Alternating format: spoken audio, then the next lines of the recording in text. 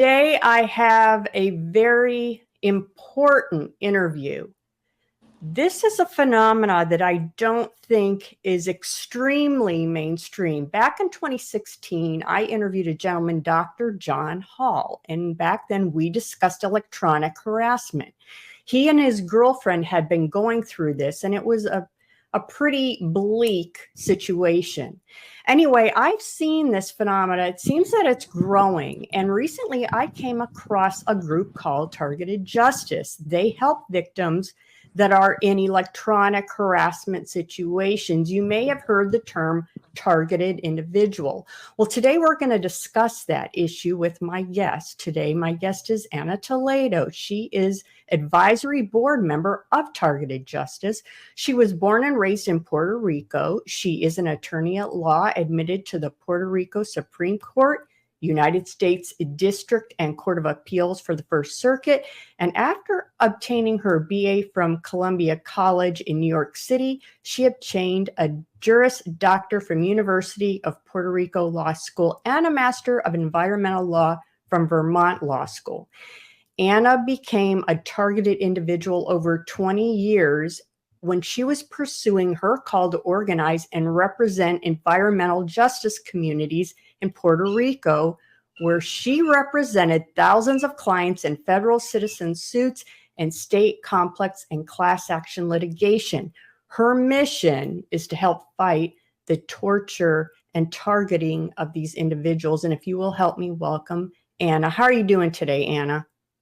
Thank you, Angeline. Yes, I am very good. Thank you. I'm very happy to be here and just spread the word. And I'm so grateful that you made time for us today. I really appreciate that. So for those that may have never heard the term targeted individual, Anna, could you first kind of define that for the audience?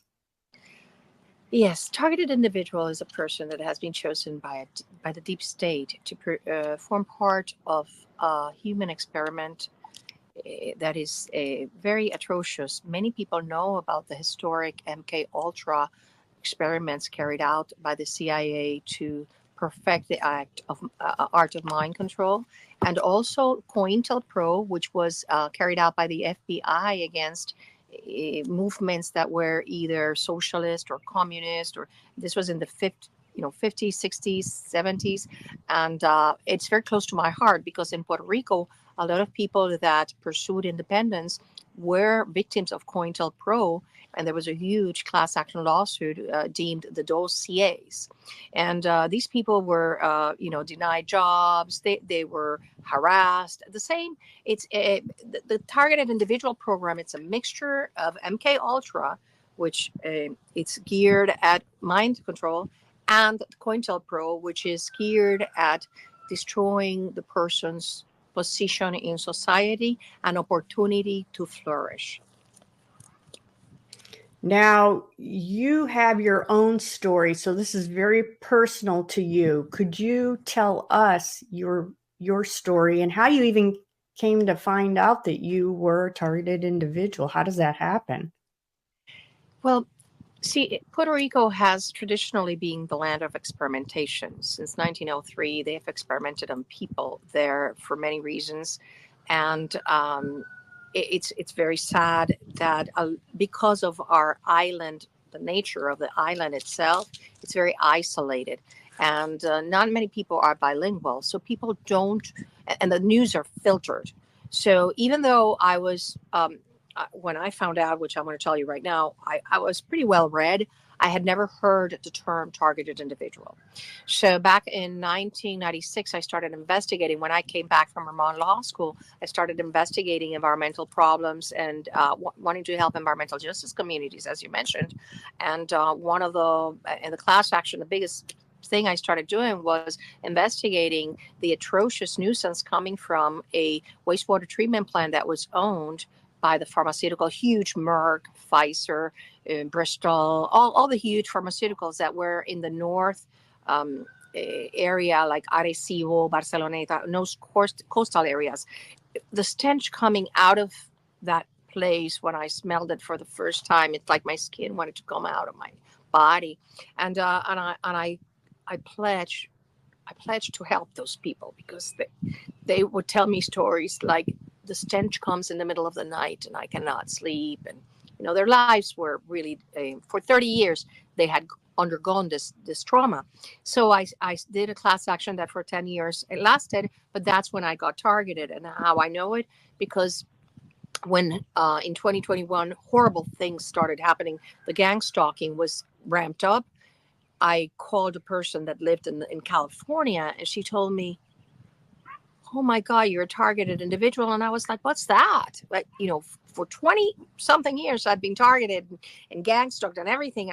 They even faked a cancer on me. And I went through a lumpectomy and I went through radiotherapy and I didn't have cancer. And so I said, "What's that?" She said, "Just Google it." And that's when I came across Targeted Justice. And I wrote to Targeted Justice. And because I was an attorney, Mr. Richard Lighthouse, who is one of the directors, he had been desperately looking for an attorney to file a lawsuit to bring down this program.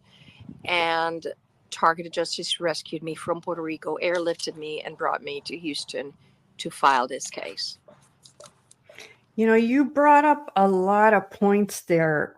First of all, back when I interviewed John Hall, back then he kind of really didn't know who was behind it. I remember him bringing up they had discovered that some people that were part of the local area police department were involved. And then also when I was looking into it, I found on these, back then it was like a blog where people were talking in a forum that were targeted. And one thing I noticed that was in common is they all found out that these attacks were coming from like detectives, like of the investigative services